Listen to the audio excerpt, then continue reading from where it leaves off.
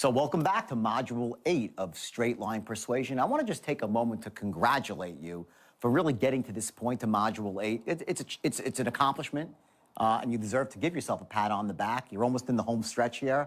And I think you see now that the things that you're learning are not, on the drawing board as some concept. These are real-world strategies that you can use with, absolute, deadly effectiveness. And when I say deadly, I don't mean that to make people dead, to hurt people. I'm talking about it to get people what they want and to be ethical and honest. And that's always, you'll hear me repeat that time and time again. And it's because it's so crucial to take these skills to empower people. Now, in Module 8 here, you're going to learn something called boxing someone in. That's really why I started off that way. Because boxing someone in, what it means is that you actually eliminate all their reasons not to buy and have them admit that they should be buying. And step by step, you're creating that emotional and logical box for them. You have 4 sides, and there's really no reason. They know it themselves. In order to really say no now, they have to go against their own beliefs, things they know about in society, about what's right and wrong. And when you do that, unless you're actually helping someone make the decisions they should be making, it's wrong. So you're never going to box someone in unless they should be buying your product or should be buying into your idea or your concept. You'll also learn now how to position the 3 tens in a specific order and engage in a process which is called looping. And that means if one of the 10s is missing, you'll know it is, by the way, because they won't be buying, you're going to learn how to actually navigate your way around the straight line in what's called loops until you actually get those 3 tens in one moment in time, and you'd have squashed the buying beliefs using precise language patterns, which you're going to learn right now, and you'll see how when you do all those together, people simply buy because there's no reason not to. So watch closely, take your notes as always, and remember you're in the home stretch here. 2 more modules to go after this one. This is a long one, so just focus right now, get that momentum going because you're almost there, and I'll see you soon.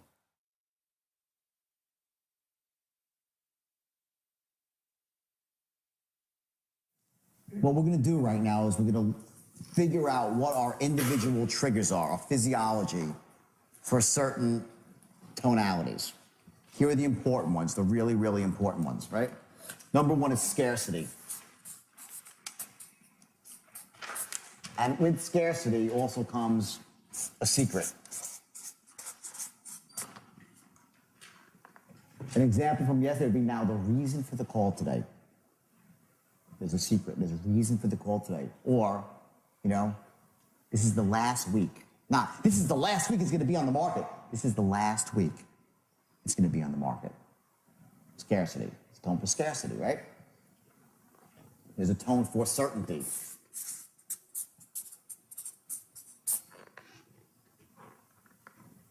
Well, let me say this. Based on everything you just said, it seems like a perfect fit for you. Certainty. All I'm asking for is this. You give me 1 shot, and if I'm half right, believe me, that was the first part was certainty, and I dropped off, right? You give me 1 shot, and believe me, pause, that's certainty.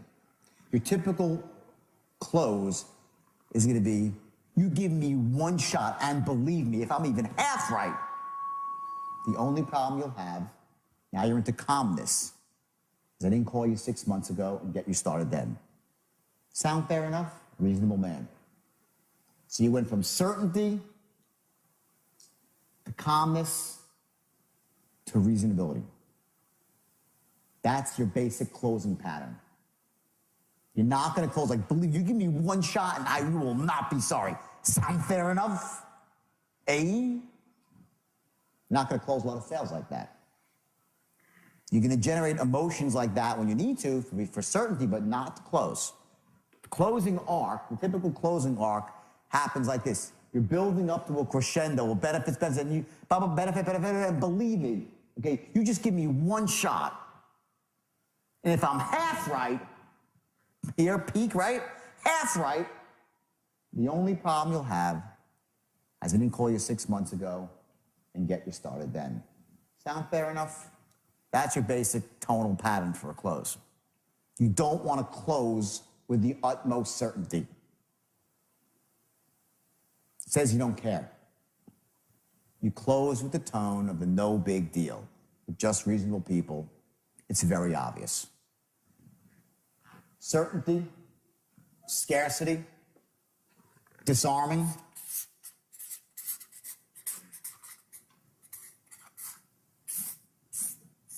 Okay? Those three tones are crucial, crucial. The ones that you're gonna all be able to master very easily here is the tone of saying, sound fair enough? That's gonna be easy. So I don't need to instill a gesture. I don't want to insert a gesture in your whole psychology here. For some of you though, certainty is gonna be a bit more difficult, but even if it's not, it's good to understand your trigger for certainty. Because sometimes you need to get certain real quick and you want to trigger it in an instant. Knowing your gesture is the quickest way. Just so you know, before I come on stage and speak, I fire off what's called an anchor.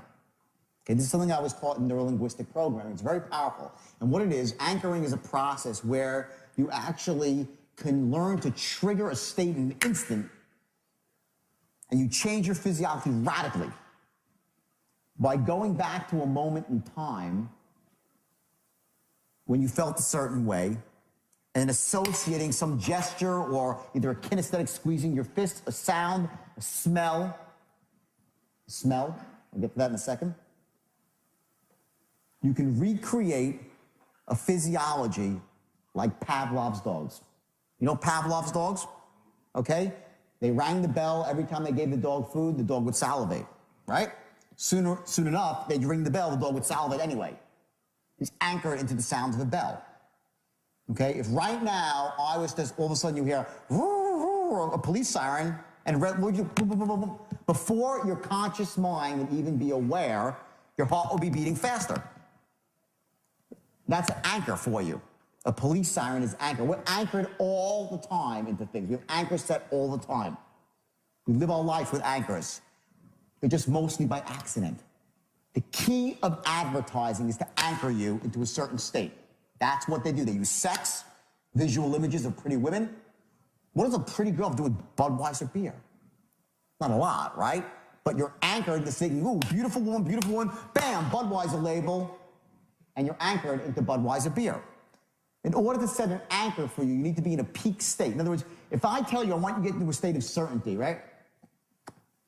And I'll say, okay, now here's the strategy, ready? And there's a reason why I'm not going to do it in this room. I'm not going to do it in this room. I mean, I'm not going to set your anchor in this room because it'll be doing you a disservice. I'm going to show you how to set your anchor back at your office. And I know it's like, so well, why is he do it here? Well, I'll explain. An anchor works when you're at the peak of the state. So just imagine if you're a salesperson, when is the time you are most certain about everything? When? What's the moment you feel best? After you what? Bing, everyone said close. After you close, right? There's this moment when you close where you are king of the world, right? Now, if we sit here, I say, okay, I want to get you into a state of absolute certainty that you're a closing machine. So before you ever pick up the phone, you're going to have that feeling. Just imagine if every time you picked up the phone, you had that feeling you had when you closed the last sale. How great would that be? To be that certain about yourself. When you picked up the phone, before you knock on any door, boom, you're in a state from the moment you close the last sale face to face, and you have all those great feelings washing over you. That's the power of anchoring. Okay, so my goal here is, and you know, people try to do this in seminars, and it's crap. I'll tell you, well, get up and jump and dance and you know, clap your hands, okay? And I love Anthony Robbins, I do. He's a friend. I respect him tremendously. But I do not believe that, you know, when you get up in one of his seminars, you cannot set an anchor there because you're not high enough at the levels that you can. You have to get to the utmost peak of the state, okay? Now, you know, he's a pro at this stuff. He's like the best anchor out there. But most people, again, it's going to be a lot more effective. It happens in real life. In other words, I could try to show you, watch this. Okay, now go back to a moment when you close the sale and make the picture bigger in your head, brighter. Close your eyes, say yes, squeeze your fists. I can do all that. But it's not going to be nearly as powerful as if we find out what your gesture is right now for certainty. And the second next time you close a sale in your office, you're going to set your own anchor. It has to happen after you close the sale. That's your moment. You have this little window of like 30 seconds where your brain is awash in endorphins. And at that moment, you set the anchor. I'll show you how to do that. Then, every time, now what you're gonna do is this. We're gonna do it very, very powerfully. Some sales forces, it depends on what you do, right? You close the sale, you hang up the phone. That's that instant that you hang up the phone, you're in a peak state of certainty about yourself, your ability, and your job.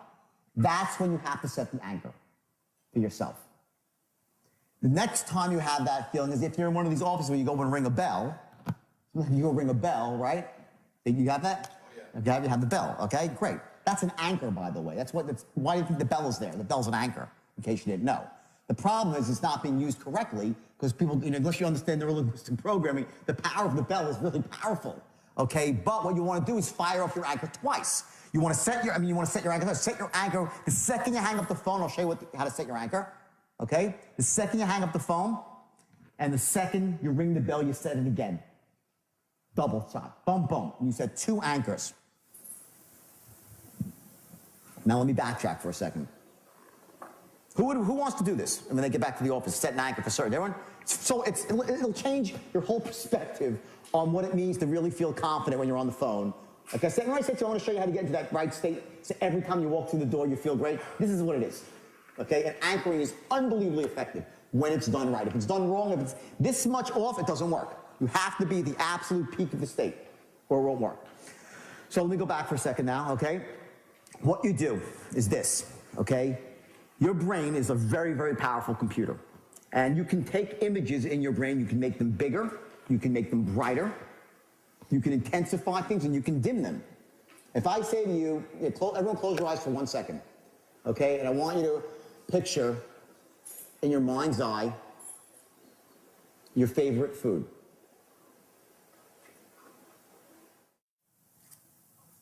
Now, I want you to take that picture and move it closer to you.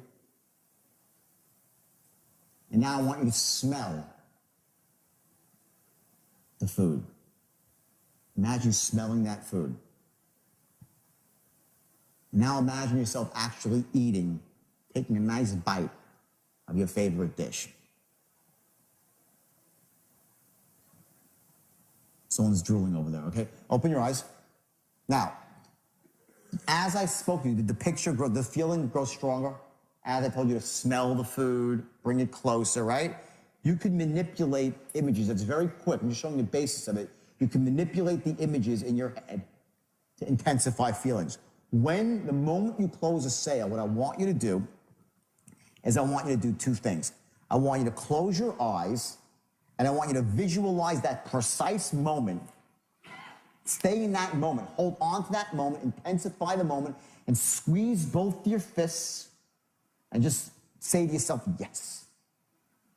Give yourself a quick yes. Just very intense. Yes! You don't have to scream it out to the world. It could be just for you. It could be a screamed out yes like a lot of you guys do in a boardroom. Okay? I know my guys are always screaming. They slam the phone down. Yes! Right? In victory. That's the moment where you set the anchor. Scream yes and hold the anchor. Keep your eyes closed, and for 10 seconds, focus on the feeling. Let yourself have the feeling and expand the feeling. Expand the feeling. Get yourself associated into the feeling. Remember I said this, dissociated and associated. Dissociated means you see yourself in the picture. Associated means you step into yourself and you're seeing it through your own eyes. Start off, you see yourself, and then just close your eyes and step into it and feel it and intensify it. Hold it for 10 seconds. Okay, then if there's a bell, like there's a bell in some offices, you go, you ring the bell, and do it again. 10 seconds, just stand by the bell, okay, and do it again.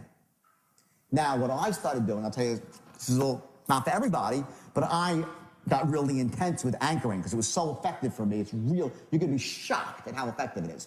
I said to myself, what's the most powerful thing of all of the senses? Anyone know what it is? Sense of smell. Nothing more powerful than your sense of smell. You smell something, you go back to your childhood in a microsecond. You ever get like a whiff of a blade of grass and you're like, it's camp from 24 years ago, right? It's wild how powerful your sense of smell is. I remember I went to a circus once when I was 4 years old. I'll never forget the smell of elephant shit. They had to take me away from the circus. I was like crying. I remember to this day that smell of walking and crying. I don't like the elephant. Right? To this day, if I smell elephant shit, I fucking run the other way. Never forget. Okay? The point is that sense of smell is so powerful, nothing brings you back to a feeling and to a state, S-T-A-T-E, a state of certainty, a state of nausea, whatever the state might be, a state of sadness. Something all of a sudden you see a movie, bam, what happens? You see something that relates to your own life, a sick child, tears are coming down, you're anchored. You fired off, you have these unconscious anchors. And next thing you know, before you know it, you're in an emotional state. It's faster than your conscious mind could control. So there's two strategies here to get into a state of certainty, right? One is you can sit down behind the phone and do it the old-fashioned way. Okay, let me just get myself all pumped up here. Okay. You dial the phone, they're like... Or you can fire off an anchor, boom, electronically, automatically. Utmost certainty in a quarter of a second. That's how powerful anchor is. It's on a different level. It's on a conscious level. You got to set the anchor and you got to condition the anchor. So what I did is I said, well, I speak so much publicly. I said, I want to make sure that when I go out and speak, that I'm in an utmost state of certainty, conviction, and clarity. That's what I will. Those are my empowering states when I speak. So what I did is I set an anchor. Started off where I set an anchor from back in my first great speech when I was 24 years old at my brokerage firm. And I remember when I actually stumbled on the straight line, and I gave my first straight line speech, and there was like 15 people there, and they're all like, oh my God. And I remember this feeling I had afterwards, and it was like the greatest feeling in the world. And I started my anchor there, and I set an anchor for that. And then every time I would speak, I would fire off that anchor, and it was great, and it worked, and got me to a good state. Then I came up with the idea of introducing a sense of smell to it. Because you can introduce whatever you want into your anchor. So I found this stuff, this little citrus inhaler called Boom Boom, right? It's a really powerful citrus blend. And what I would do is before I'd speak, I started going, yes, and I took a deep citrus blast, and the anchor became more and more powerful every time I did it. It's the opposite of other things. This gets better when you do it. The anchor gets stronger and stronger with each time you fire it off and you condition it. It's not like drugs where you get less of effect each time you get high. It's the opposite. So I added a sense of smell to my anchor. Because for me, that was really powerful. And I still do it to this day. I always fire off that anchor. And it could be with any sense of smell. Vicks inhaler, any fragrance that you want. Whatever pleases you. To get into a state of certainty. For me, it's hugely important. Because it doesn't matter. I could be doing whatever I'm doing. For instance, I have radio interviews all the time. I know some of you do a lot of radio and TV stuff, right? A lot of radio, okay? You know, you ever like walk into the studio and wonder if you're going to be in the right state of mind? Well, you know what? I don't leave that up to chance. I fire off an anchor. But right before I sit in the chair, boom, before I even know it, I'm certain I'm in a different mindset. Okay? That's how you do it. So what I want you to do is this. When you close your next sale, fire off, set an anchor. It's called setting your anchor. Give yourself 10 seconds. Okay? If there's a secondary time to do it, like a bell or something else, set it again. Do not fire off the anchor, though, the next time you pick up the phone, okay? Because your closing rate, here's the thing. Because if your closing rate is, let's say, 1 out of 15 pitches, right? Your anchor gets diluted. It becomes associated with not closing. You follow me? It has to get set first, completely set in stone. It's like, you know, I had surgery on my shoulder recently, right? And the guy put a screw in my shoulder and put my bicep tendon back on my shoulder, popped out, right? Okay, he said to me, it's fixed, but it ain't really fixed. Let it sit for 3 weeks or 6 weeks and get stronger and stronger. Same thing goes with your anchor, okay? If I set an anchor for certainty for you, you go home and set it, right? And then the next day you're out pitching, you get rejected again, and again, like you will, because the numbers are 1 in 10 or 1 in 12, whatever it's gonna be, the anchor falls off. It's not set yet, it's not firm enough. So what you want to do is do it 3 times, only when you close. Only when you close. And after you have 3 times of setting the anchor, then it's locked in. After the 3rd time, then you start firing off the anchor. Not every time you pick up the phone. to the point where you get to know, if you're, let's say you're on the phone, you can fire off an anchor. You can be on the phone with somebody, okay, qualifying, right? And then when you're in the pitch, okay, you can set it right there. It's like happens in a quarter of a second. An anchor fires off in a quarter of a second. Don't fire off your anchor every time you make a cold call. You understand? You dilute it. When you're in an actual presentation, then you set your anchor off. Because cold calls don't always turn into presentations. You want to protect your anchor and then condition, and every time you close, you keep firing it again, it becomes more and more powerful. You can introduce whatever you want into it. Make sure that when you set the anchor and you close your eyes, okay, give yourself, there's that feeling of absolute, if it's for certainty is the best one to do. Start with certainty. That's the one you really want, okay, certainty. The most powerful thing for a salesperson, okay? You gotta just get it in there so every microfiber of your being is invested in this anchor. And the reason you say something to yourself is because you're then stimulating your auditory. That's an auditory anchor, right? This is called a kinesthetic anchor. I want you to close your eyes and visualize yourself. It's a visual anchor. You're hitting 3 senses right now, your anchor. I hit a 4th, which is olfactory. That's me. So you're hitting as many of your senses as possible to set the anchor. That's simple. Okay? What I want to do now is I want to go through an exercise here. We're going to actually learn what our physiological gestures are for certain states. Now, I'll tell you what I said before, right? For me, number one, let's go through certainty. Okay? For me, certainty is this. I do it every single time. You probably see me. You probably notice, right? That when I want to get certain, the first thing I do is without thinking about it, I take the back of my hand, I slap it into my palm. That's how I get certain. I know when I look at myself speaking sometimes on stage, I'll see a tape of myself, and I'm walking around, it's in a corporate speech, and I'm being mellow, and all of a sudden, I'll say something, and bam, I pop into a state of certainty, and my presentation goes up a level. Happens. Because when I fire off my anchor, it's not, just understand this. The mistakes that people make is when you get into a peak state, it's not for every moment. You don't come home with your wife. Let me tell you something. I'm absolutely your wife. What the hell happened to you? You're an asshole, right? People come home from seminars like they think that certainty is the way to go. Sometimes compassion is the best state. You know what I mean? Sympathy, empathy, understanding, caring. Those are great states too. Not for sales. Certainty is your state for sales, the best state for sales.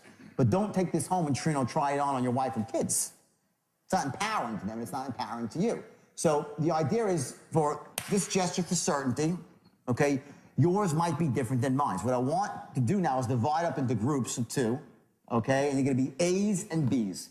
And the A's are going to pitch the B's something utterly ridiculous, which is donuts, okay? And what I want you to do is I want you to talk to the person, go to the person next to you, right, your B, and just say to them, listen, these are the best donuts in the world. I am telling you, there is no donuts. I want you to get really certain about donuts.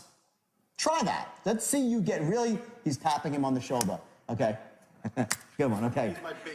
Okay.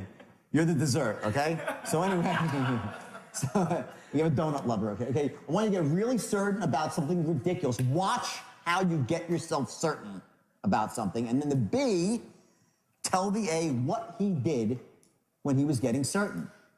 Okay, you'll see. They'll say, well, you did this, you did this, you did this. Some people do that. You'll see there's this, a lot of different gestures, like 4 or 5 different common gestures for certainty. Okay, you do that, A's, and you switch to the B's. Okay? Then, okay, next thing we're gonna do is we're gonna do one for scarcity. Okay? There are not a lot of donuts left here. I got some information from the donut manufacturers. This is like 4 boxes of donuts left in this whole state. And this guy's gonna be really fucking pissed when they're all gone, okay? So you better go buy all your donuts right now, okay? So for me, what did I do? Right? It's different, okay? I honestly, I don't know what I did. But if you're watching, you could tell me what I did. I was caught up in the moment of trying to create scarcity. I have a gesture. Once you know your gesture, you can create scarcity anytime you want. Because your gesture it's motion that creates the emotion. It's not the other way around. The motion comes first. Get it? It's a misconception. You think that, well, I'm in a bad mood, so I drop my shoulders. You drop your shoulders first and then get into a bad mood. Your physiology always leads everything else. If I said to you behind that door is a depressed person, for $10,000, tell me, is his head up or down? Which is it? Down. Is his eyes looking forward or down at the ground? Are his shoulders pulled back or slumped forward? Is he breathing deeply or is he breathing shallow? Shallow. Everybody here says the same thing. Why? Because we know how to do depression. We've all done it ourselves. We're masters of it, right? If I said someone out behind that door is happy, 10,000 bucks. Is their head up or facing the ground? Up. Are they breathing deeply or shallow? Deeply, right? Are their mouth corners turned up or down? We do happiness the same way too. Now there's slight variation, so the goal right now is to find your exact precise gesture for certainty and scarcity, and then for disarming. Now what would be disarming about donuts? Listen, these donuts, don't even worry about these. These donuts, you can eat as many as you want, and you'll never get fat of these things, okay? They're the greatest donuts. There's no heart attacks. Trust me. Trust me on these donuts, all right? Calm down, no big. Stupid as it sounds, make yourself create a disarming story about a donut. Everyone see what they're after here? To understand how you make a certain tone. And then what you're gonna do is you're gonna go back to the script, you're gonna lay down, you'll see in your mind, you'll make notes to yourself of what you need to do if you're having problems creating any tonality.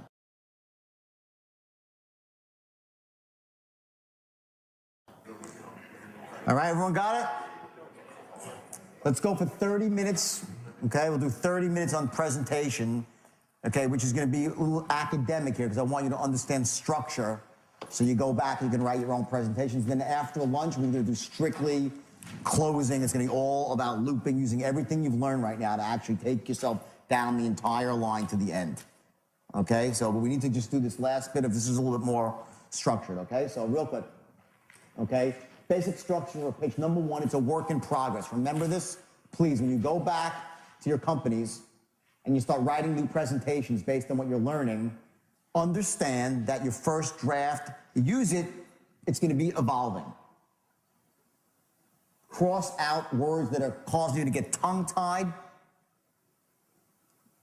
Less is more with words. Contract things.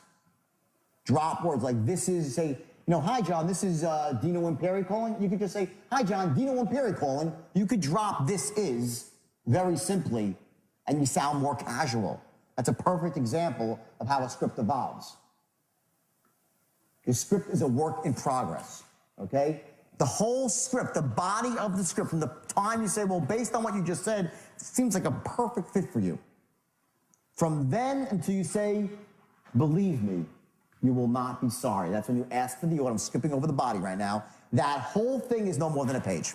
Do not go on and on and on and on about the wonderful benefits of your product. You give a couple of basic ones that are good and logical, that make sense, powerful, but not your best ones, and try to get the guy as close to a 10 as possible, and you know you're not going to get him to a 10, okay?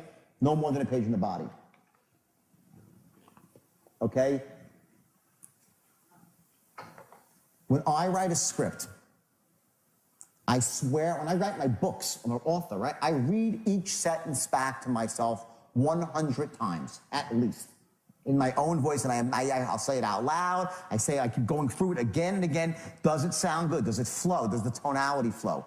Read back your scripts to yourself. Every single word, like I said before, like just this is, or you say to someone, getting started is very simple.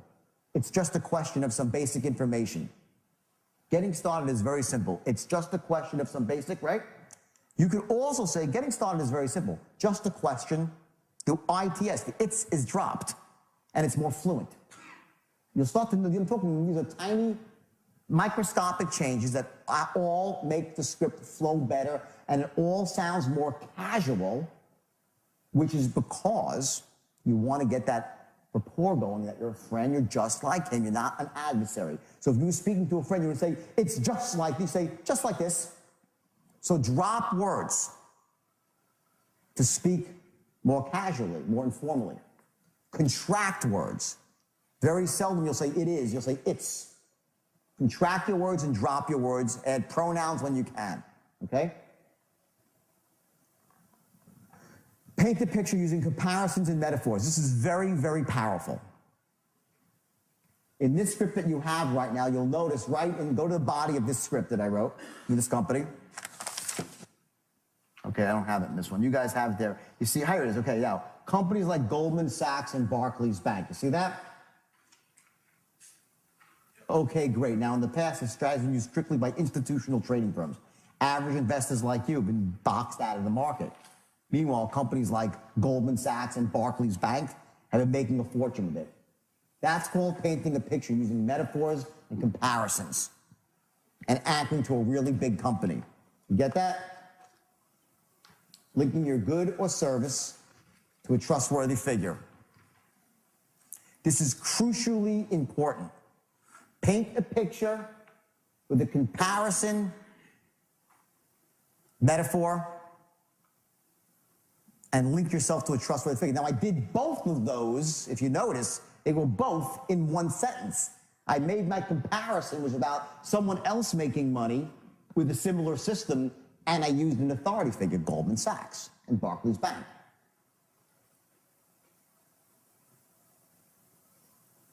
Make sense? If you want to talk about someone's credit being fixed, use someone that's, if you can, find a prominent example, someone that's well-known, or you're stopping, or it's a loan model, whatever it might be. Find someone that's a prominent example that has integrity, that got into a bad situation, and use that as the comparison. Very powerful. You're leveraging off of their credibility, okay? And create urgency in the last paragraph. Now, this is tricky, because you have to maintain your ethics and integrity here. Don't lie. If it's an offer that's going to be around forever, don't say the offer's lasting for 15 minutes. Okay? You got to come up with language based on your industry that's ethical, but that also serves you. It has to serve both people. But don't lie. But create some urgency that the reason I'm calling now is this. We have a special right now going on for the next, it's about to end. Okay, or some news just came across my desk, whatever it might be. I just got this information right now, just received a report that there's going to be, a famine somewhere, and believe me, these sort of things are, I put up a famine, I'm going to talk about scarcity in a second, how you really create scarcity, okay, on 3 levels. So there's all these different ways to create urgency, okay? Next, okay, you're going to go into a soft close at the end, ending with sound fair enough. A soft close means that you might, depending on your product, you might not even mention what the price is. It could be a very soft close. It depends.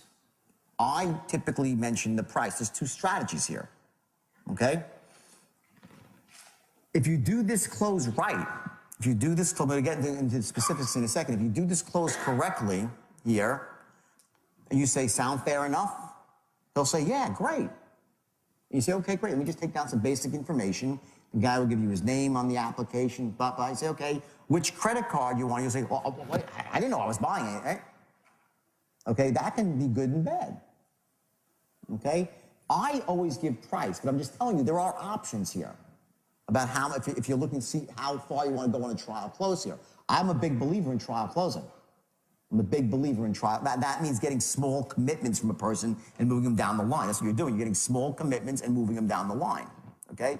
So at the close here, when I say a soft close, that means that you're not going out and banging the guy over the head. It's going to be a disarming close. Getting started is very, very simple. Just a question of your name, some basic information. I can get you enrolled in the program right now. And believe me, if you do even half as well, certainty, as everybody else in this program, you're going to be very, very impressed. Sound fair enough? That's your basic close. That whole process here should take no more than about 1.5 minutes to 2 minutes. If your people or you are on the phone trying to sell someone on your presentation, it's 10 minutes long, big mistake. Understand this. People are not going to buy here no matter what. We've been taught since we're this big to wait it out, to negotiate. There's got to be some time that's got to pass. You got to do the work. We've been taught not to buy like that. Now, I'm a pretty instant buy. I buy quickly. But I still don't buy like that. It takes a little bit of work to get me to buy. I've been conditioned that way. Most people that you speak to have been conditioned not to buy quickly. They want to negotiate in some way, get something out of you. They need to hear more. They're not convinced, okay? They have a belief that says they shouldn't buy. So, again, it's the same concept of keeping your powder dry. And you go into a soft close. So I wouldn't say, I'm going to show you all these different closes. Watch, okay? Okay? Two things.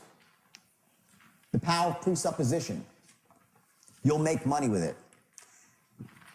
Crucial, as is this one, once you start making money. Now you say, you'll make money with it. That's one way to say it. Or, you'll make money with it. Like, it's so odd. I mean, that's not even an issue. You'll make money with it. That's your tonality. You say with that tonality, you've accomplished something. You'll make money with it. Once you start making money, once you start making money, doesn't do it. You'll make money with it, doesn't do it. You'll make money with it. I mean, please. See what I do with my gesture? Please. You'll make money with it. I wouldn't say please. But I say, listen, you'll make money with it. That's not even the issue. That's too obvious. I'm implying what there? Obviousness. It's obvious. And I'm future pacing. I'm future pacing. I'm painting the picture right here that he's already successful, whatever the product is, or he's already enjoying it. You'll make money with it. You're going to love it. It's not an issue. Let's just put that aside. It's so obvious. That's your tonality there. Make sense, everybody? Powerful presuppositions, okay? Okay, and this is what I've been saying all along, is embracing the power of no. This, my friends, is when the sale starts. And the sooner you accept this fact, the greater your life's going to be. Because watch what happens. You can actually figure out backwards that every time someone says no, you make money. If you close 2 out of 10 sales, right? You can say, well, I make X amount in every yes, or I make slightly less on every single no. You know, if you're making $500 for every single yes, then you're making, you know, what, $50 for every no, $60 for every no. When they say no, you know you're one step closer to a yes. No is a friend, especially in the middle of a sale. When he says no, the sale begins on the line right here. When you're done qualifying, you make your presentation, and you say, sound fair enough? He says, let me think about it. Boom, I'm like, thank God, now that's out of the way. Now I can close the guy. That's it. Reframe it. It's called to reframe what this means in your mind. And it will liberate you.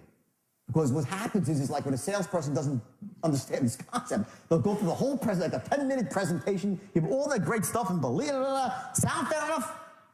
Let me think about it. Oh my God, again, the guy said, let me think about it. She's another one. Right? The alternative is, okay, great. Ready for it. Well, great, let me ask you a question. Does the idea make sense to you? Do you like the idea? Money aside, I didn't say it, I didn't imply it. I am so happy sometimes when I'm selling, my urge, I have to fight myself from getting robotic on all the stuff to get to the no before I can get excited. Because I know no one's buying up until that point. I'm like, I fight myself and I make sure I stay in state and I know how important all that stuff is. I know how important it is. And what happens before the sale begins is crucial. The sale doesn't begin when I say, well, based on everything you just said, this is a perfect fit for you. Now, real quick, the sale still hasn't started yet. Still all blah, blah, blah, all noise and talk, right? I've established rapport, gained major intelligence. It's when he says, let me think about it, that the sale starts. Yes or yes? Make sense, everybody? Good, okay. So, embrace it. Tonally, okay? And what that means, by the way, when I say physiologically, again, the old Law and Order head drop. You know, Law and Order, yeah? You know, the witness says, he gets ruffled on the witness stand, and the lawyer's like, oh. And the jury looks over at the lawyer and says, oh, we knew it all along. Now, that doesn't happen in the real world. And unfortunately, I know a little bit too much about that, being on the stand and stuff. I'm not proud of that. But I will tell you the thing that I was coached about was no matter what happens, you keep your game face. No matter what comes out, no matter what they say, you don't say, oh my God, now it's... The lawyers never do that in real court. That's for TV. They never tip their hand in real life. Okay? You're always going to maintain your game face. People won't buy if, one, right? They don't absolutely love your product. We know this. Yes or yes? True or true? We all know this, right? Say it. True or true? True. True. Good. The best thing since what? Sliced bread, right? Next, they won't buy if they don't trust or connect with you. That's missing, they're not buying. Again, they're not going to buy if they don't trust or connect with your company.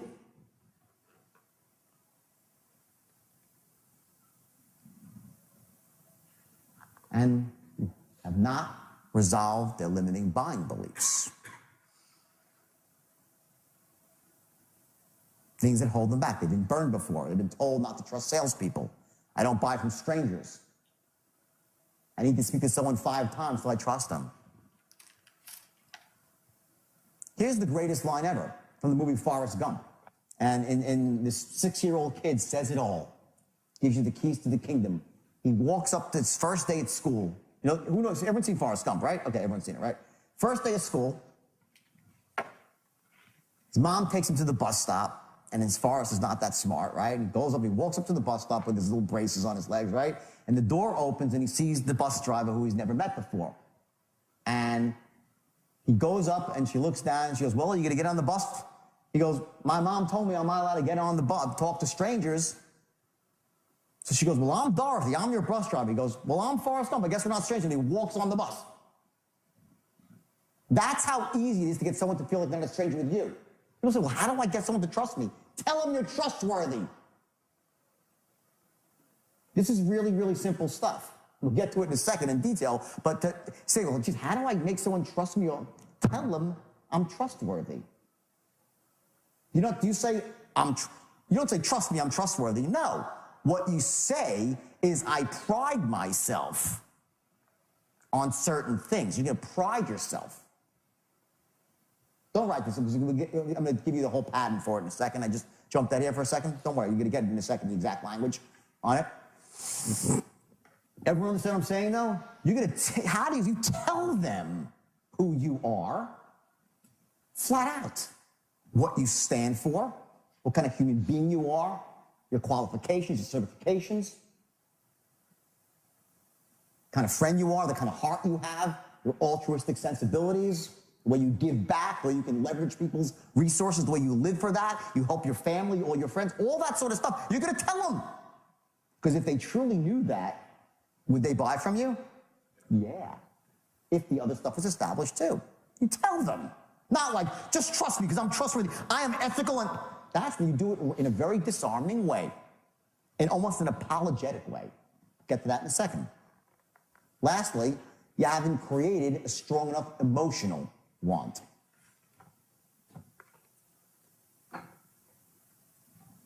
I say that people buy on logic, well, they buy on emotion too. Say, I go very much over to this side because I get into this logic, because so many sales courses say people don't buy on logic. And then you get this misconception that you don't create a logical case. And it destroys you. Both must be in place. Both are in place. You got a good shot at closing if a few of the other things are cleared up too. Okay? The 3 10s. Okay? Number 1, they love your product. 2, they like and trust you and know that you care. 3, they trust your company. How many times have I told you what the 3 10s are? 3 times. Probably like 30 times today. I mean, I've told you, like, I mean, literally, in the last 2 days, I keep saying it again and again and again, right? That's on purpose. It's not by accident. Repetition is the mother of learning. These are the keys to the kingdom right here. Okay? They love your product. They like and trust you and know that you care. And trust your company. You must establish these things before you close. okay? And we have the art of boxing someone in, okay? And these are the sides of your box. Now, I caution you. Stop, sidebar, caution, ethics. Boxing somebody in means you create this emotional, logical beliefs, right? Action threshold. This is what you gotta do. You gotta box somebody in and give them no choice but to buy lest they contradict everything they know and stand for, their beliefs. They have to contradict themselves to say no. Sometimes people hang up when you put them in this spot. Everyone's like saying, yeah, they do. But if you do it elegantly and they know that you care, they usually don't. They hang up when you box them in like this, but they don't really think that you care. Click. Then you call them back and you get the machine. Or call away the screen, right? Okay? Boxing somebody in ethnically, please, please, please, for yourself and also my integrity to go out and teach this. I was reticent to stuff. I wouldn't want to teach this stuff originally, okay? But I'm trusting people to really do the right thing. I do not box people in and take their money unless it's really in their best interest, okay? That's it. That's the story. The art of looping. This is the process where you capture the 3 10s. These loops, visually, what they are, what it really means is that if you're here on the line, right, and they say, let me think about it, you cannot go forward. You can't say, fuck that, I'm gonna try to close you anyway. Next close, you can't do that. A loop means you stop, you go backwards, and you take another shot at creating the 3 10s, and you move back to the line, and you go forward, and your loop, does it end here? No. Your loop ends a little further down the line. So if your loop's a little bit, it's not a perfect visual there, but so you loop, you go back, you go online, and you end a little bit further and ask for the order again. Make sense to everybody? Your next loop, you're gonna go here, you're not gonna go forward, you go whoop, back, and loop back around again. Notice the loop is smaller. In the first loop, the loop gets tighter. The metaphor is not a noose around his neck, so please don't think, that's not what I mean, okay? When I say tighter, I mean the language pattern gets more tight because A, you've already pretty much established the first one. By the way, if you can't establish that your product's a 10 for this person, you get a new product to sell.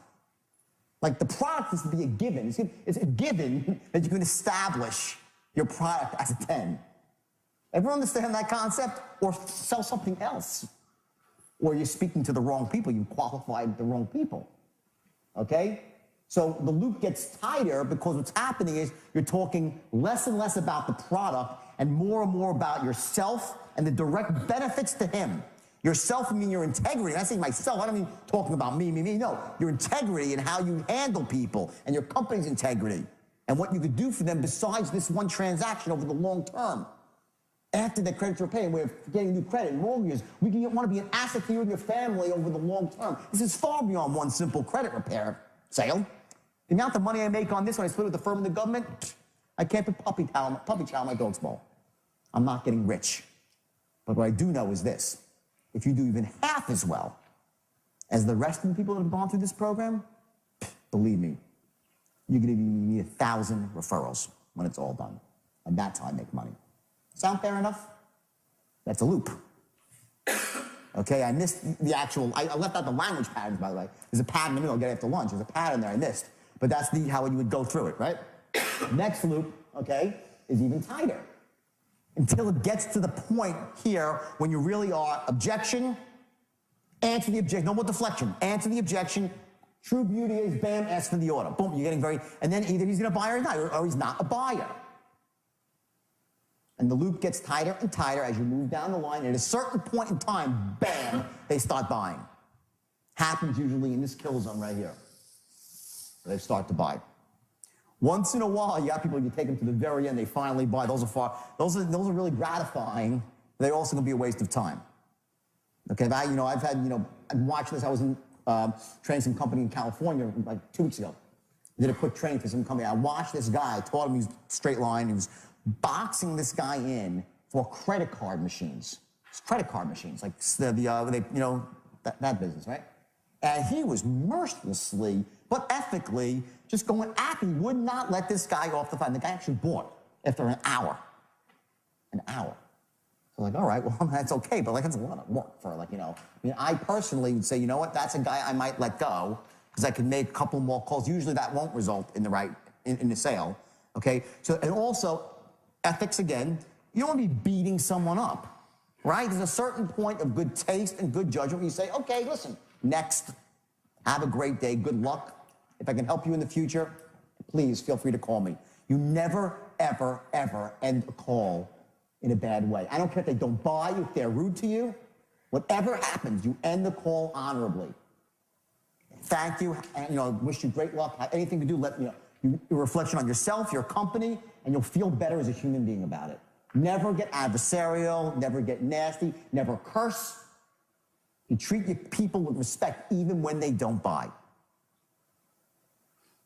Hugely important. So that's the way it works. Those are the 3 10s. What we're going to do is we're actually going to run the patterns and give you the exact language for the 3 loops. There's other loops too that come after, but these are the 3 primary loops that you need to know to really manage this. And the rest you'll figure out along the way. Not that difficult. Like again, it's all very simple. Structure and tonality. The exercise that you did before, where you were finding your triggers, I know it was a little funny and wacky, but sometimes funny and wacky is what works. Don't kid yourself. The ability to harness any tonality you choose is going to be critical when you're boxing somebody in. Because remember, the box, right? The box can also result in a hang-up if you're doing it in a way that's not disarming. It doesn't say that you care.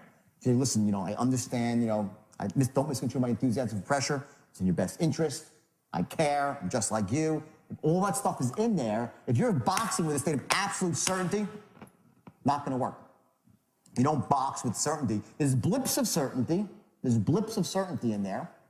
Show you what they are. There's certain high notes of certainty, but mostly it's compassion. And it's certainty that you know that you can help them gain control of their lives. That's your certainty. Your certainty that you can help them. Not that you're right and you can make a commission, you can bang the guy closed. The certainty in your voice is almost a pleading tone that I know I got the goods, I know I can help you. Believe me, believe me, you will not be sorry. That's the sort of certainty you need. This is the heart of what makes the straight line so powerful. So let's just go, and let me just reframe, and I'm gonna say this, let me give one more ethical warning here, please, to start this. This shit is so powerful and effective. You will get people to do things they shouldn't do, buy things they shouldn't buy routinely, without much problem. So you can never use it for that. This is about helping people overcome obstacles to buying, to motivate them to take action when they should, to help them break through those fear barriers, the things that we generalize. When I talk about deletion, distortion, and generalization, that's how we make sense of the world, right? What happens is when we were 5 and our mommy said, don't trust a stranger, don't take candy, all this sort of stuff, we generalized it out to everything. Don't trust anybody. Now, in this world we live in today, you can't live like that. You can't live in a bubble. You just can't. You're getting barraged with emails and offers and texts and this and that. You gotta exist in the world, move through it without fear. You have to make smart decisions, but you have to make decisions quickly in this world or you get destroyed. Financially, emotionally, it doesn't work.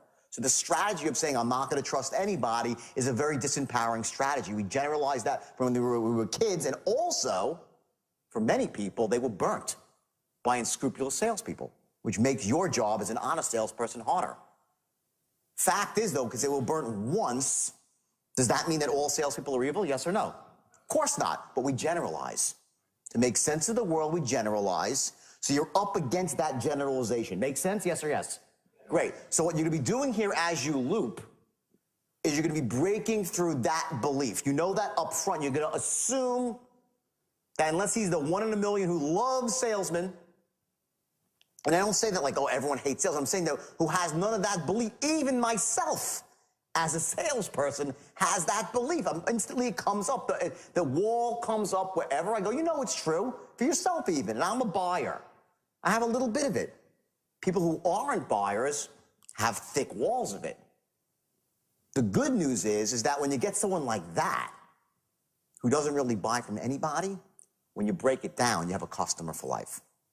So it can work against you too, as long as you're aware of it and you can address it in an elegant way and show a person how to take action to move through those barriers to get what they, not just what they want, but what they need. Make sense? Great, okay, so here we go. First loop, okay, it starts here, okay?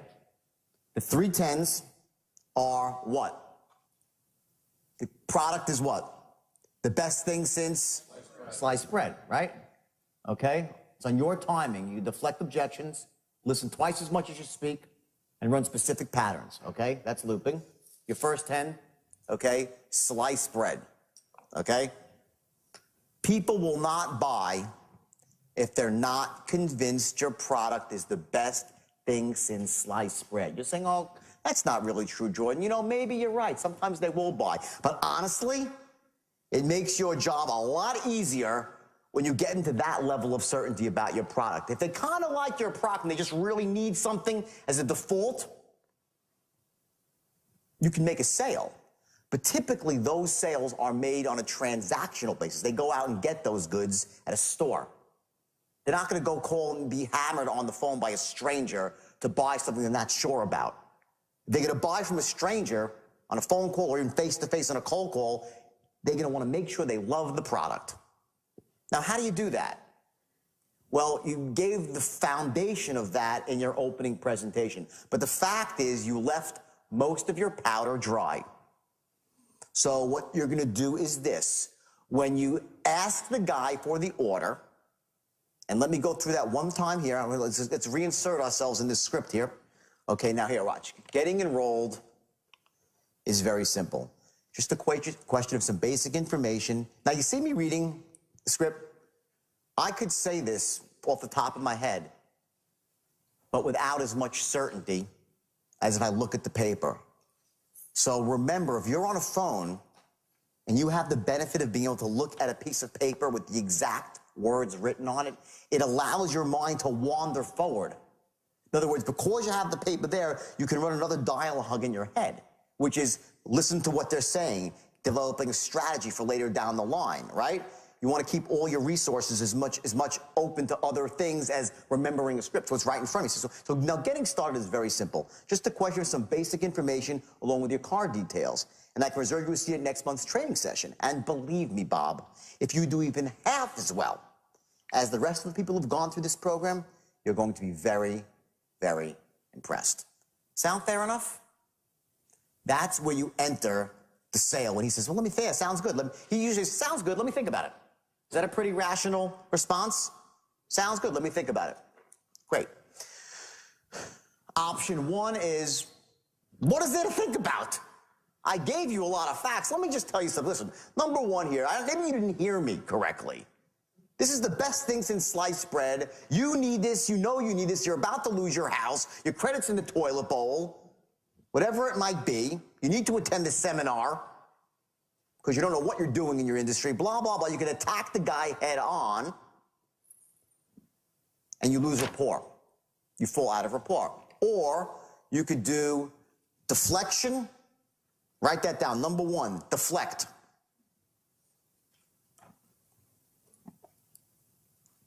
He says, let me think about it. You don't say why. You say, I hear what you're saying, but let me ask you a question. Money aside, does the idea make sense to you? Do you like the idea? Yes or no? No. What did I do wrong? I said money aside. Why do I need to say money aside? I think my tone's pretty clear, isn't it? That money is aside here. It's just very honest, like, you know, it's like an arm's length question, like, you know, no big deal. I what? Right? Disarming. I disarm my tone. I don't say, well, let me ask you, wait. Let me ask you a question. You know, maybe you didn't hear what I said to you, but does this idea make sense to you? Do you like the idea? Negative. You cannot say it that way. It is ultimate disarm. I hear what you're saying. Let me ask you a question. Does the idea make sense to you? Do you like the idea? That's your tonality. And he'll say, yeah, it sounds pretty good. Yeah, it makes a lot of sense. Yeah, I know I need to get this done. So now what you're going to do is you're going to pace, lead. Okay? If he says to you, and this is so crucial, write this, pace, lead at this moment. If he says to you, yeah, it sounds pretty good. You don't say, exactly. Now let me say this, the true beauty of the program, and you resell the program. Don't come at him with enthusiasm. Enter his world where he is. He's at a certain, let's say you have a scale of 1 to 10. I'll switch to purple now. Make this nice little rainbow. 1 to 10. Why I put the dash there? I have no fucking idea. I can't write English, okay? I can type it, right? So anyway, 1 to 10. Okay, let's make little dots to fill it in. Okay? Guy says, yeah, it sounds pretty good. Where do you think he is? 4, 5, 6? 5 or 6, right? Sound fair? He's a 5 or a 6. Okay? Do you come at him with a 10 of how enthusiastic and certain you are about your product? No. You break rapport that way. He tunes out. You've entered his world at a different spot. You always have to be conscious every moment you're on the phone or in person with somebody that you stay within their sphere of where they are emotionally. So what you do is you pace him. He says, yeah, it sounds pretty good. You say, well, yeah, exactly. Hear what you're saying. Let me say this. The true beauty of the program, and you're right about what he is, maybe a notch above him. Let's go through it again. You say, let me ask you a question. Does the idea make sense to you? Do you like the idea? He says, yeah, it sounds pretty good. I know I need to get some credit repair done. I said, exactly. And let me say this.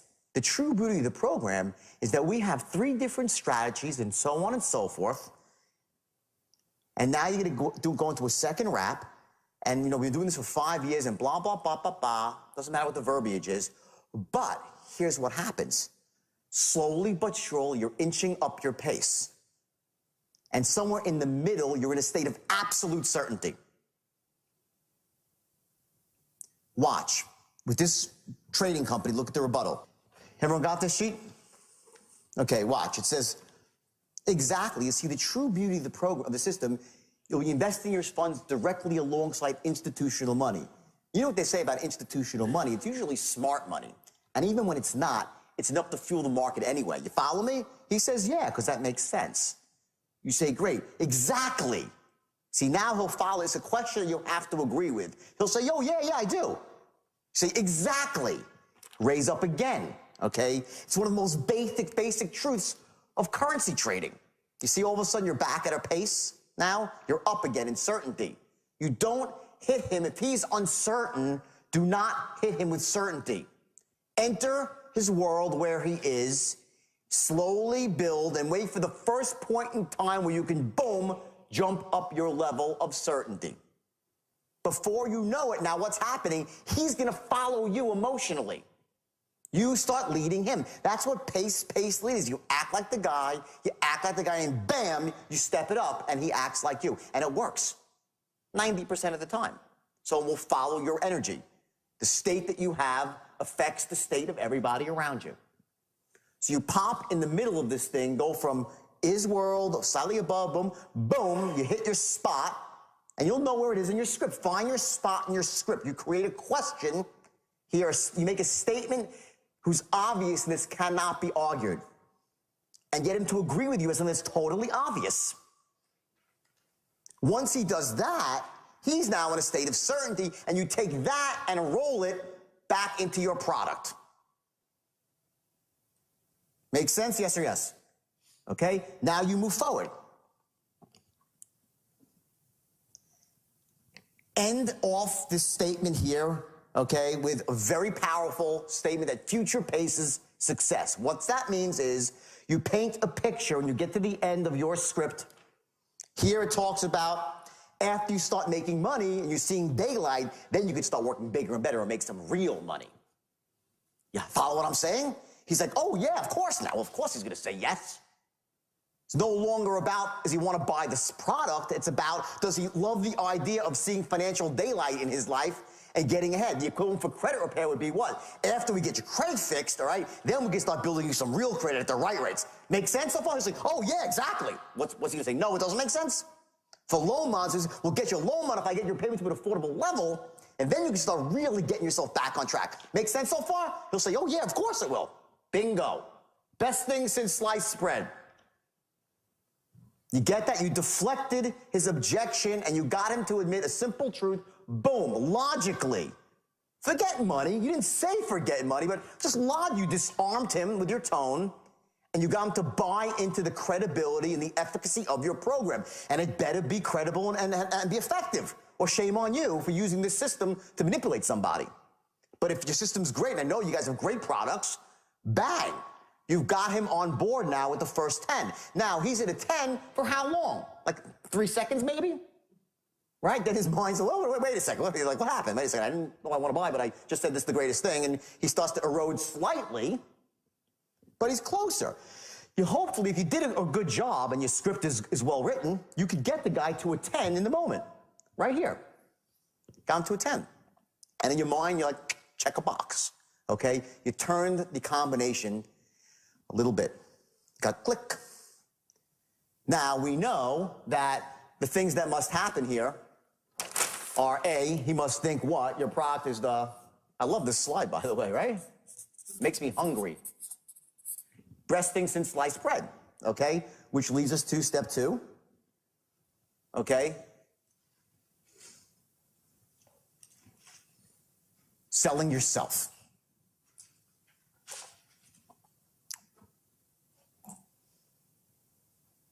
How do you sell yourself?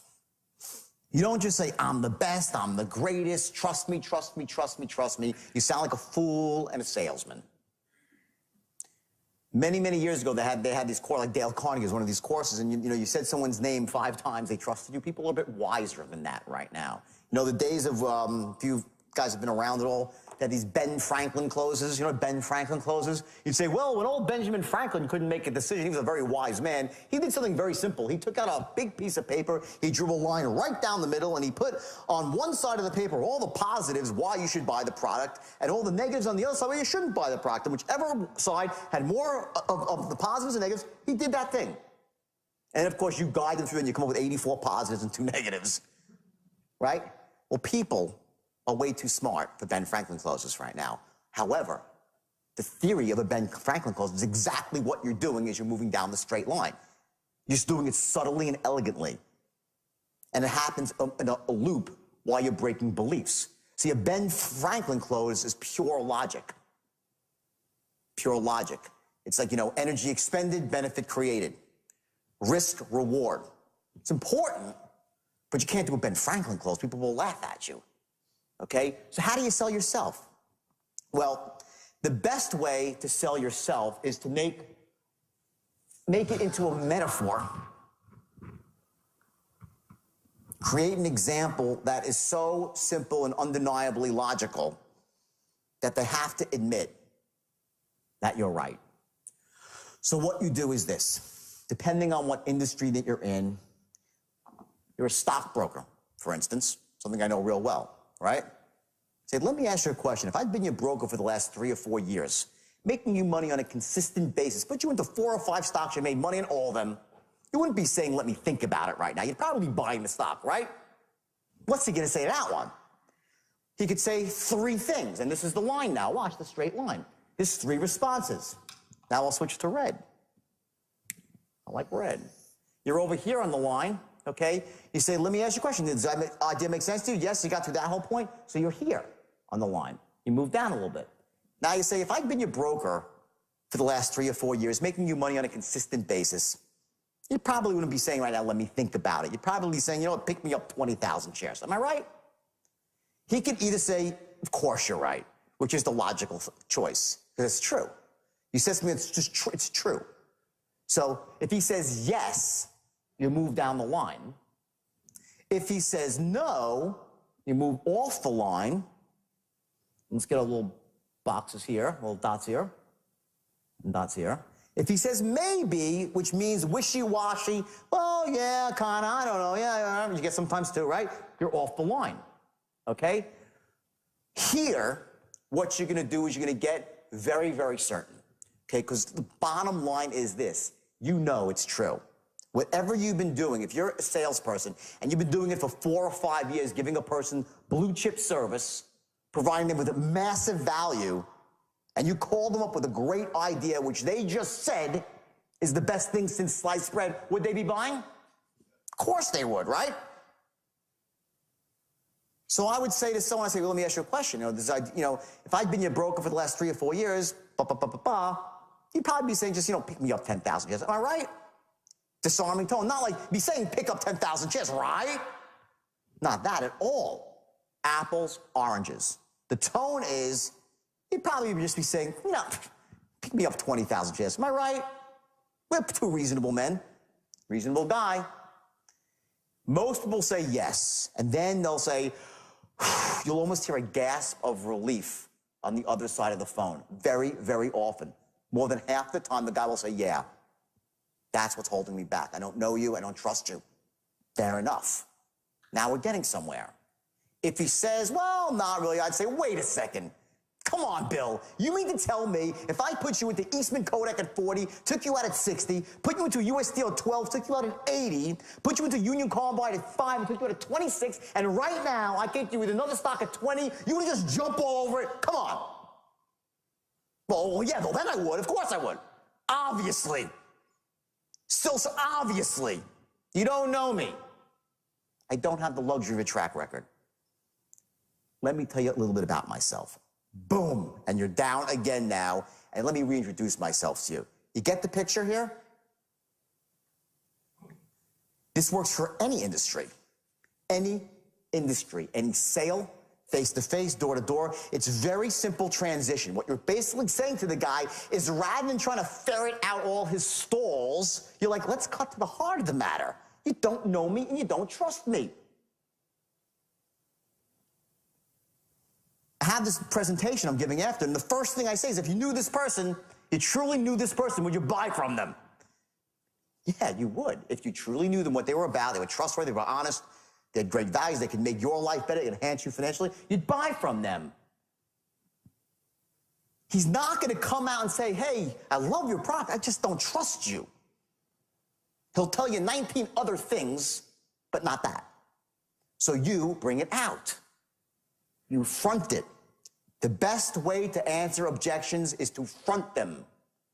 You answer them before they're ever asked, while they're festering in his mind like a splinter, stopping him from taking reasonable, ethical, intelligent action. It's in there, it's stopping him. He can't think clearly. The product's the best thing since sliced bread. I love it, I need it, but I won't buy it. It's a splinter. Now I say, let me reintroduce myself to you. By now, he probably forgot my name. They don't know your name. You think they know your name, they don't know. Unless you've had a couple of calls with them, you might have just said your name once in the beginning or twice, right? And then just forget it. Let me reintroduce myself to you. Now, I told you earlier, I gave you a tip the hand a little bit on the whole thing, how simple it is. And again, it's simple. It's not, I don't like complicated, I like simple. Simple is Forrest Gump. Stupid is as stupid does. Forrest Gump goes up to the bus, looks at the bus driver on the first day of school and says, I can't get on the bus because I don't know you. She goes, you're right, I'm your bus driver. He goes, okay, now I know you, and he gets on the bus. Guess what? We're all built like that. How long does it take till you know somebody saying, yeah, I know, they're good people? How long? It can happen really, really fast. You give referrals out. If someone sells you something, you make the commitment to buy it, right? 4 minutes later, you give it a referral, you're calling your friend, hey, this guy's great. You don't even know the guy. You made a buying decision. You came to the conclusion he was great. You start recommending him to him. Do you really know that someone's honest and ethical? How the hell do you know? I'll tell you what, I've had friends for 15, 20 years till I found out they were scum, right? We all know that. And we all have had friends that are wonderful people that have been with us through thick and thin. I have those too. And I really know, after what I've been through, who sticks with you and who doesn't. But the point is, it takes an awful long time to get to know somebody. Yet we're willing to go out there on the line in 4 minutes after we buy. Hey, I just bought a car. This guy salesman's so cool. Call him up. He'll hook you up. I do it. Don't you all do it? Yes or yes, right? You do it. Okay? So why can't it happen right on the phone call? Of Of course it can.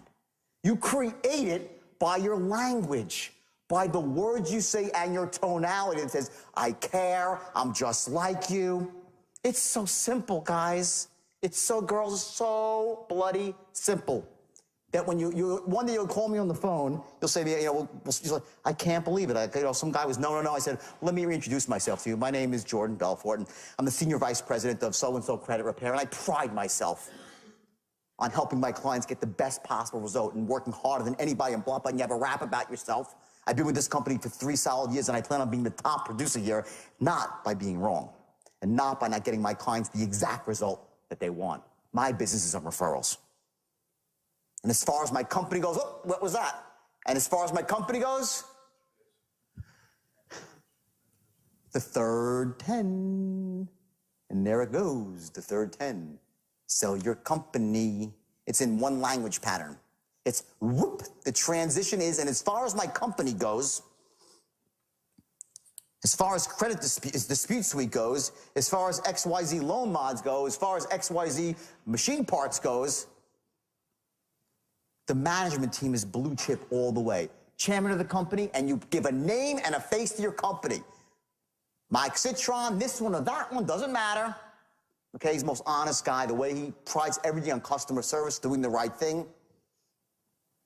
Company's the fastest growing in your market. Now, I can make this stuff up, but the point is, research your company, find out the best rap for your company that's honest and ethical, that makes a case that this company is a company you can trust.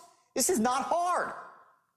Because if you can't make that case about your company, you ought to find a new company to work for, right? Not difficult.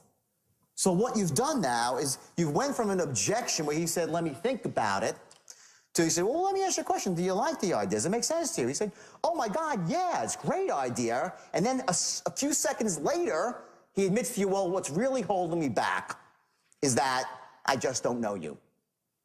If I knew you, I'd buy. And if I knew your company, then I'd really buy.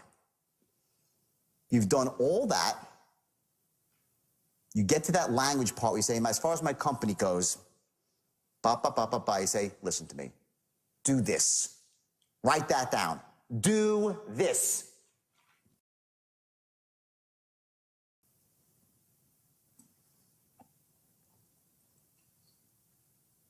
I've seen more salesmen blow sales because they just don't ask for the goddamn order. They do everything but ask for the order. They don't tell the client what to do. What does an expert do? He tells you what to do.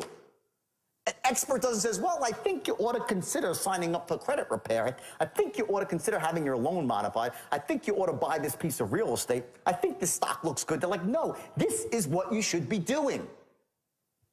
You get it? Sir. So you say it's pride, so you watch your tonality now. Another shift of tonality. I pride in my company, honest and ethical, and believe me, when Mike Citron launches a new program, he's seldom wrong. Do this. Start off a bit smaller, bigger. Now, I don't know, it depends again on your industry. Now, let's assume, okay, that there's a step down possibility, right? And you started off at X and you can step down to Y, right? Would you step down? No. Not yet. That's next. Don't step down yet. Hold your guns on price. Don't, again, it's keeping your powder dry. This first loop, they probably won't buy. They don't buy in the first loop. By the way, they don't buy. Still. Some do. Some do. But typically it takes another loop for them to buy. There's still unresolved issues. What are they? I don't know. You can't really be sure. We can't look inside the human mind, know every insult that's happened since he's 5 years old. We don't really know his financial picture. We don't know the whole story. So we have two strategies. You want to shoot darts in the air and crazy, or do you want to deliberately go down the line, all right, and force the guy, smoke him out? Eventually, when you get the guy in the box, he's going to have to come clean with you. Because if he likes you and trusts you and knows your company is honest and he really, really wants the product, he's got this conflict. He's like saying, shit, I like these guys. I would hate to be thought a fool. Shit, I know it. I'm getting burnt, stolen. There's this whole internal dialogue going back and forth while you're trying to close the guy. You don't think that's happening? Think about yourself when you're getting sold. You're not debating it in your own mind. You're running movies out this way. Well, if I buy it, let me see what happens. Well, I'll feel really good driving the car. But it's really pissed at me. And blah, blah, blah, blah, blah, blah. So it cost me X amount of dollars, $20,000, $2 a month. I could have bought that. I could have bought that. Well, let me. It's happening so fast while they're just sitting there looking. You're like, and it's racing around. Okay? None of us is that clever to be able to look inside that person and say, this is the exact combination. I got to just say that. You don't know. Better keep every sale the same, okay? So let's say you go through this whole thing. Very seldom will he say again, let me think about it. It's not because, well, I still need to think about it. That's not what they say. They'll throw up another stall. They'll say, well, I got to go check with my lawyer or my accountant or my wife. We all hate that one, right? Because we always wonder, does he really need to speak to his wife? You know, is that, you don't know? Well, I don't know. So what do you say? Do you really need to speak to your wife? Come clean with me. Are you bullshitting me? Are you stalling me? What do you really need? You should get a bitch slap you when you get home if you do this. Tell me the truth. Well, you know, it'll be nice if we could say that, wouldn't it? It'd be great, but we can't. So what we do again is we deflect again. I don't say, you know, listen, when I was in the brokerage business doing things in the highest level of pressure, you know, we would say that we would shame people. You know, we'd shame people into, you know, I'd say to a businessman who was making $4 million a year in 1990, you know, pick up your skirt, grab your balls, and make a damn decision. To a guy. Think your wife goes out and consults you when you go shoe shopping? That was a rap that we did to shame her. Do not do that. Have more respect for your people. I'm just threw it out there. But have more respect for your people than that. But that's a way, you know, you can shame someone into buying too. Try to avoid that. Unless you really believe that the guy really should be buying and he's just so screwed up and you need to do something to shock the system. You can shame him, okay? But that's the last resort, okay? Let's say it's the wife and say, listen, I hear what you're saying. Now remember the language. I'm not saying I understand what you're saying. I don't understand that. I really don't. I don't. I understood it, I'd say, yeah, I understand. Say, I hear what you're saying, but let me say this. Then what do I say? The true beauty of the program, it's always your loop. You're back in with the true beauty of the program. Here's what happens. You're on the line, okay? I'm going through markets like crazy today. Okay, you're on the line, now we're in orange. You asked him for the order from your first loop. He said, well, let me talk to my wife. Are you on the line or off the line? Off the line. He went off the line. Let me talk to my wife. Bah. I hear what you're saying about talking to your wife, but let me say this. The true beauty of the program, I go back and resell the program again, and now I pull out the big guns. This is when I let my powder go, right here. This is part of the loop. This is my big guns. Not the second loop, it's the third loop where the big guns come in.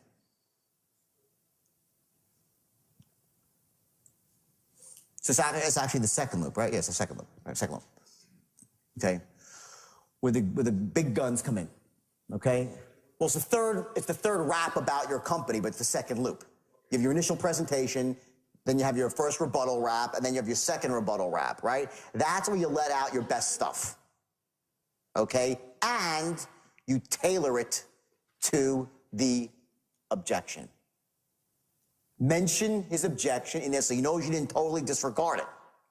So if it's his wife, you want to weave something about his wife into the actual presentation of A, what the true beauty of the program is. Takes just a little bit of practice, not a lot, a little bit of practice. Not much at all. You get this in a couple days. Gets to the point, no matter what they say, you have the answer. If you don't, shame on you. Because you can control this easily.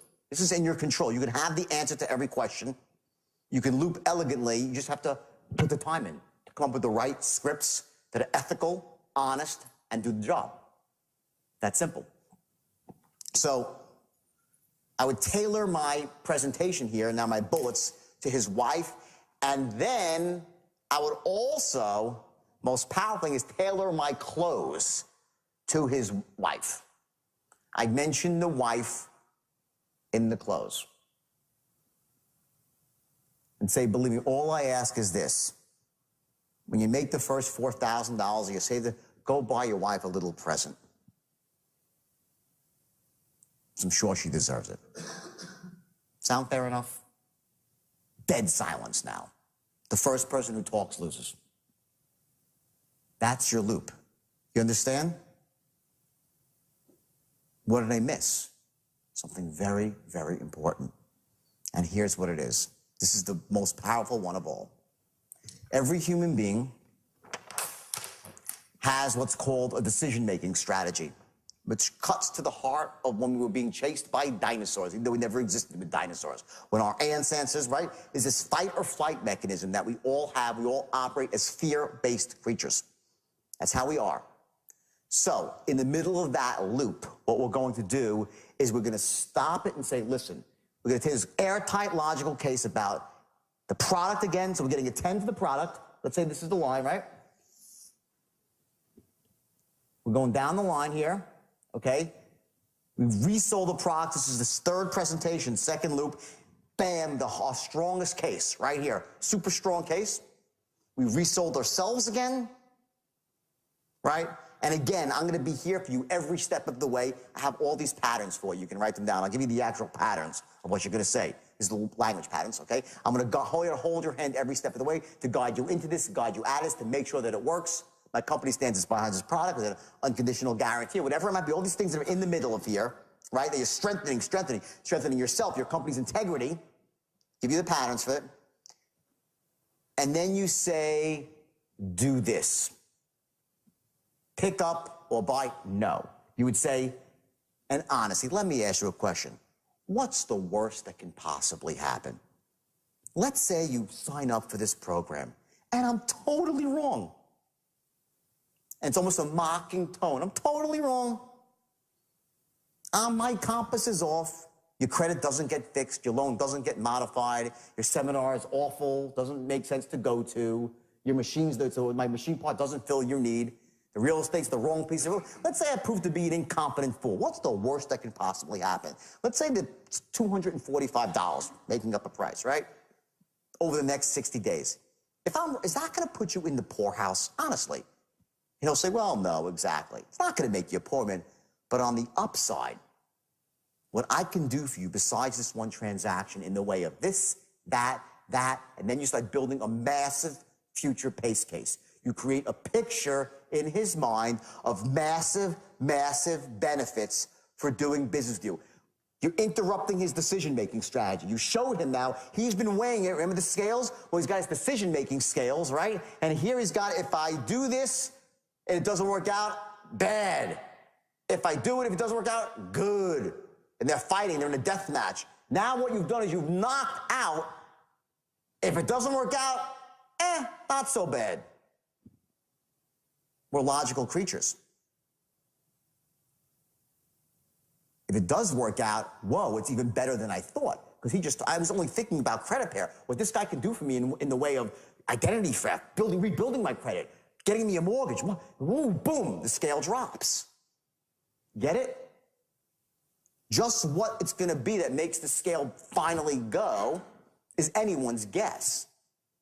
But to give someone, put someone in a situation, insert them into a place where they've said now, it's the best thing since sliced bread, and they've been sold and resold again. When I say sold, I don't mean that in an evil way. They have been told the facts, undeniable, undisputable facts of why this product is the greatest. They know it, they feel it. You've created pictures so they emotionally feel it. You've talked about the wife, about their future to create an emotional want for buying. And the worst that could possibly happen is what? You lose a couple of $100. Not so bad, considering what the upside potential is. It's enormous. And all I ask is this. Give me one shot. Give me 90 days to prove myself to you. And if I do even half as well for you as I've done for my other clients, believe me, the only problem you'll have is I didn't call you 6 months ago and get you started then. Sound fair enough? Reasonable man. You've looped again. You're going to get a lot of closes right there. a lot of closes right there. Now, you're at this point in the sale here, so you've done, okay, you made your presentation here, opening call, the promised land, qualified him, your presentation, your first loop, this is now your second loop, and you're over here. What starts to happen now is this, okay? He's gonna start to get uncomfortable on the phone because you've created the box. Logic, emotion. You've hit his buying beliefs pretty hard. His buying beliefs are the two cornerstone beliefs against buying are A, I don't buy from people I don't know and trust, from companies I don't know and trust, and I don't buy unless the risk-reward ratio is heavily, heavily weighted in my favor, because only a fool would. Whether he's saying those words to himself or not, he's thinking it, he's feeling it. So you're going to enter that and disrupt his pattern and insert a new pattern, which is smart people look at, I'm not a pressure guy. I'm just saying to you, logic. What's the worst that could possibly happen here? Let's say I'm an idiot, I'm wrong. And your credit score doesn't go up and you lose whatever the $300. Is that going to put you in the poorhouse forever? If they say, yeah, then they probably shouldn't be buying this product. And then you should end the call there elegantly and say, well, maybe you know, if I can help you in some other way, or I don't know what to say. But I get that $300 is $300 is much. I'm not saying it's no money. It's money. I get that. But in the general scheme of things, $300 versus a lifetime of pleasure. And then you create the picture. Buying cars at the cheapest rates. Buying a new home. Enjoying it with your family. Be able to take care of your children the way now you're in emotional stuff. You create the emotional needs and wants like that. Right? The scales. Reasons against buying, reasons for buying. Logical, emotion. Logical, same thing, there's on both sides, right? Action threshold, the beliefs he has, okay? It's going like this, and it doesn't go like this. It happens in a second. That one way, and the scale tips. Where exactly it happens on the line, you can never be sure, but it happens. Or they're one of those people who are simply not closable. But don't you dare, in your heart, get off the phone knowing that someone else could have closed them. Then you're not a salesperson, you're not an influencer. Then you're a second rater, and you should get a different job. Choose a new profession. There's nothing wrong, by the way, with, you know, not being that person. But if you really want to be a salesperson, you should really, you know, you owe it to yourself, your family, and the people that you interact with, not to waste their time, but to be the best that you can be. And the best that you can be is you're going to close everybody who should be closed, and no one that shouldn't be closed. The next loop that you make is going to be very tight. Okay? If someone says to you, well, I got to talk to my my partner. You got to speak to my partner. Right? Another objection. Fair enough. Okay? I would say, listen, I understand you have to speak to your partner. But let me say this. All his store back again, resell my company quickly. It's like 2 lines. Resell myself quickly. Again, right? Resell my company, then don't close. I'll say, what exactly do you have to talk to your partner about? I won't just say, I never go at him head on until the very end. In other words, I'm going to answer his objection. I deflect him for a second. And I resell my company. When somebody... Just the company? No, all three. All three. Product company, yeah. Very quickly. Boom, boom, boom. I don't antagonize. Well, I got to speak to the partner. About what? How do you do that? How do you do that? You speak to your partner, really about what? Look at this people. Tell me. Come on, tell me. You can't do that. Just deflect for a second. Say, I understand what you're saying. You know, just let me say one thing. The beauty of this program is that I would tailor it to that it's a sort of decision that you don't need to talk to your partner about. Like my rap would be about that, about why it's such a simple thing to do that you really wouldn't need to talk to your partner. That's what my rap would be, leaned in that direction, from the intelligence that you gathered. I would be leaning it in that direction.